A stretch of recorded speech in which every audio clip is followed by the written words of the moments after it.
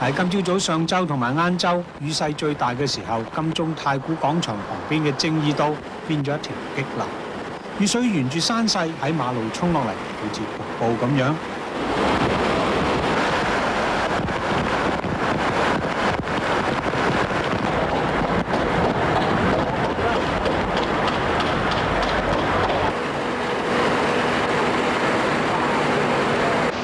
喺呢一餅由觀眾提供嘅錄影帶睇到，一啲停泊喺斜路嘅車都俾水浸住。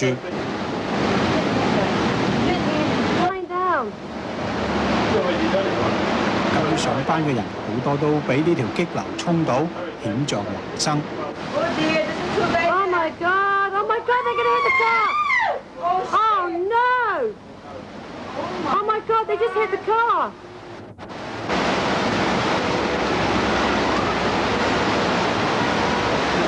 Get down.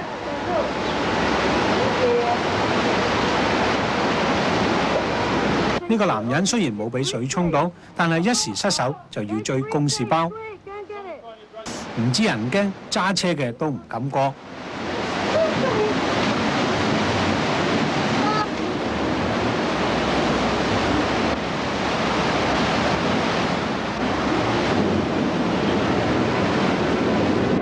今朝大約6點幾，培正道天橋下邊一段公主道出現咗水浸，附近嘅居民話水勢最大嘅時候，幾乎浸過呢架私家車嘅車頂，一度癱瘓咗來往公主道嘅南北行交通。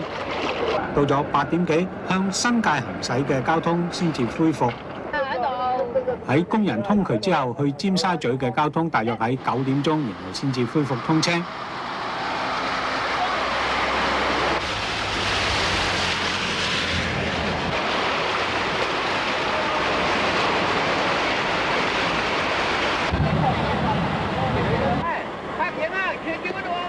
呢啲搭羅漢嘅私家車就係停泊喺西貢蠔涌路旁邊嘅，一共有11架。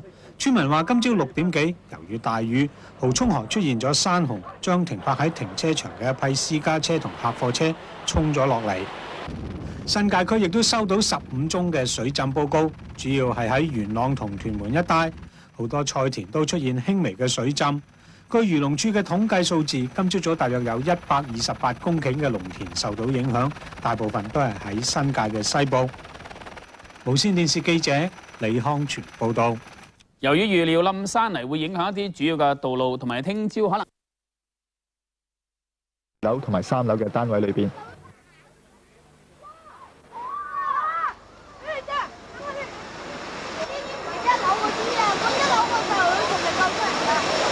消防處接報之後，立即派人到現場挖掘同埋搶救傷者。咁但係期間再有多次山泥傾瀉落嚟，挖掘嘅工作一度要暫停。消防處同土木工程處係擔心山泥會進一步影響附近嘅樓宇，要疏散一共16座樓宇嘅居民。碧瑤村有部分係政府公務員宿舍，公務員事務司屈行挨晚亦都係到現場視察。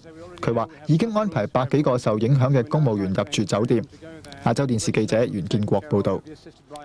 喺朝頭早，港島堅尼殿地道亦冧山泥，有一個男人被活埋喪生。環道水深到膝頭。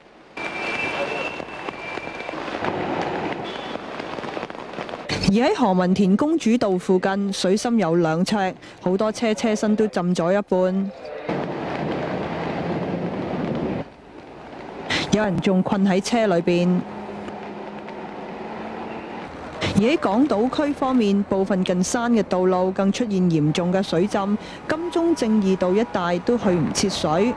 呢段由觀眾提供嘅影片睇到，喺朝早一啲準備行路上山嘅行人，突然被大水沖落嚟，一個熱心嘅市民就不顧一切從後面跑上嚟救人，好彩2個途人都冇受傷。而喺新界方面，亦都有多處水浸報告，西貢蠔涌一啲本來泊喺路邊嘅私家車，由於大雨嘅關係，沖咗落水渠，一啲車就被沖到跌埋一齊，成個山咁。亞洲電視記者江麗群報導。